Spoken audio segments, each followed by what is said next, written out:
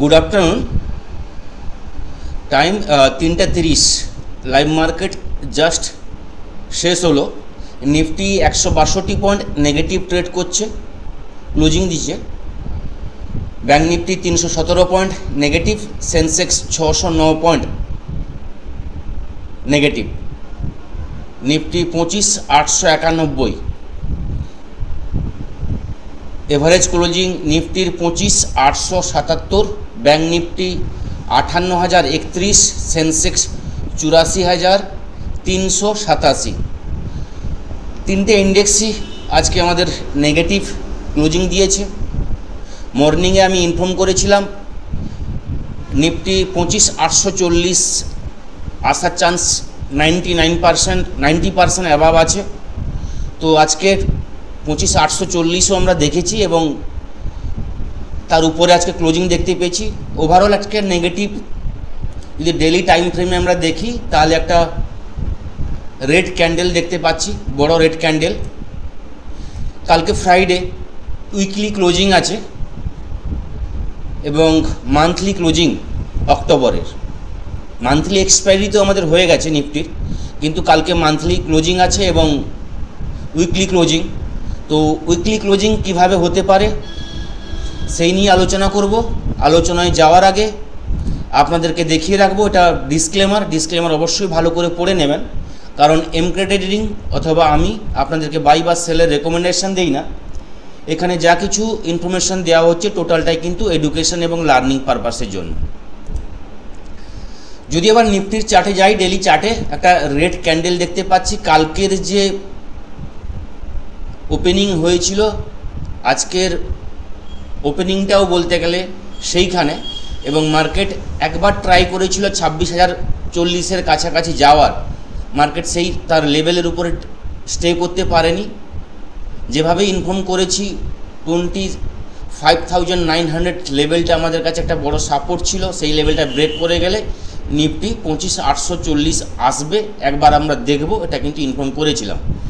এবার কালকের ডেটের জন্য ট্রেড করতে হলে যদি আমরা 15 মিনিট টাইম ফ্রেমে নিফটির চার্টে একটু আমরা দেখি, তাহলে ওভারঅল আজকে মুভমেন্ট যা হওয়ার হয়েছে মর্নিংয়ে একদম বলতে গেলে সাইডওয়েজ টু নেগেটিভ গেছে। 15 মিনিট টাইম ফ্রেমে যদি আমরা দেখি তাহলে এই জায়গা থেকে নিফটি আজকে একদম সাইডওয়েজ নেগেটিভ গেছে, খুব একটা বড় বেশি পয়েন্টে ট্রেড করেনি।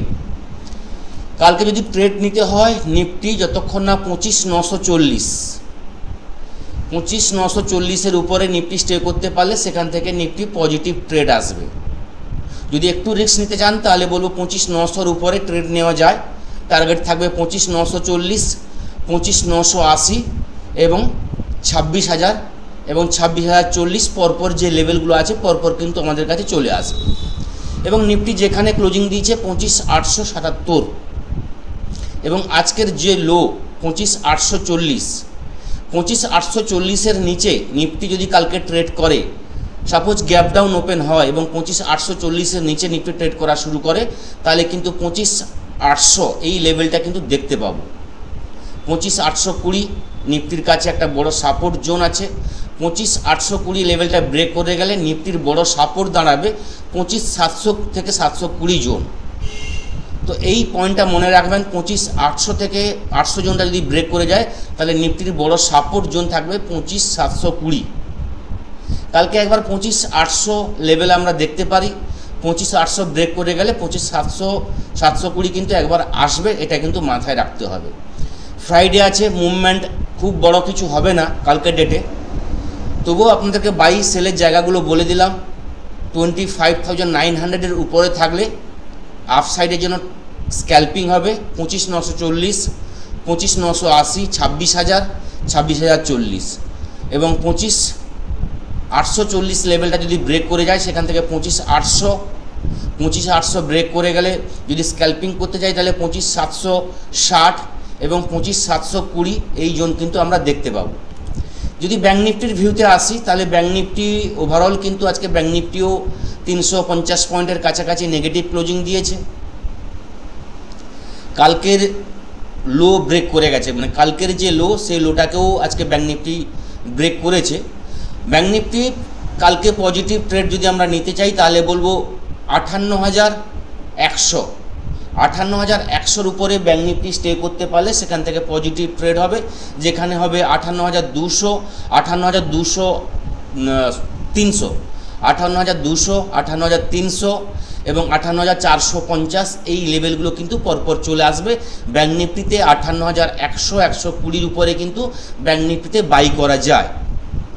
ডাউনের জন্য ট্রেড বলবো, আজকের লো 58,000 লেভেলটা যদি ব্রেক করে ব্যাঙ্ক নিফটি 5 থেকে 10 মিনিট ট্রেড করে ডাউনে, সেখান থেকে নেগেটিভ ট্রেড আসবে, যেখানে 57,930 লেভেলটা যদি ব্রেক করে যায়, ব্যাঙ্ক নিফটির বড় সাপোর্ট থাকবে 57,760 এবং 57,600 এই লেভেলগুলো কিন্তু ব্যাঙ্ক নিফটির কাছে কিন্তু চলে আসবে।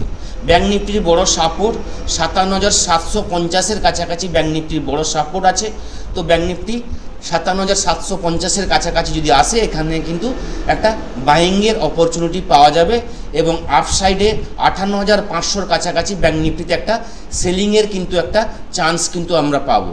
ওভারঅল নিফটি ব্যাঙ্ক নিফটির ভিউ আপনাদের বললাম। যদি গ্লোবাল মার্কেট আমরা দেখে নিই, কিছুটা হলেও বুঝতে পারবো গ্লোবাল কিভাবে এখন ফিউচার চলছে। যে আমরা দাও দেখে নিই, ইউএস মার্কেট দাও 166 পয়েন্ট নেগেটিভ ট্রেড করছে, S&P 500 flat, Nasdaq 130 point positive trade করছে, ইউরোপ মার্কেট নেগেটিভ ট্রেড করছে, Asian market GIFT Nifty 26,022 future চলছে, নিকাই 150 পয়েন্ট পজিটিভ আছে। ওভারঅল যদি আমরা দেখি, Asian market flat to positive এবং ফ্ল্যাট টু নেগেটিভ ট্রেড করছে। তো তেমন বড় কিছু গ্যাপ ডাউন গ্যাপ আপের সম্ভাবনা খুব কম কালকে ডেটে।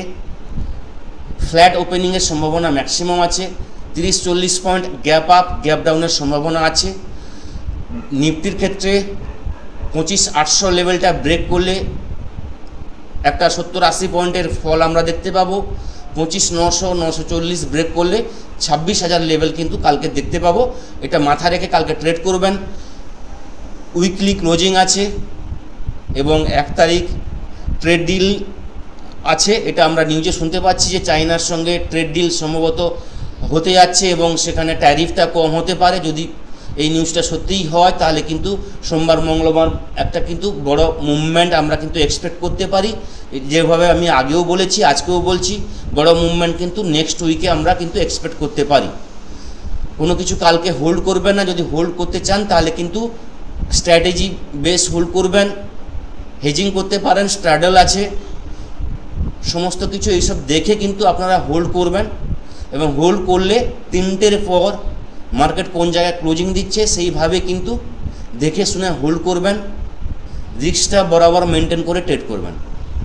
তো এই থাকলো কালকের জন্য ভিউ। সবাই ভালো থাকবেন। থ্যাংক ইউ, ধন্যবাদ।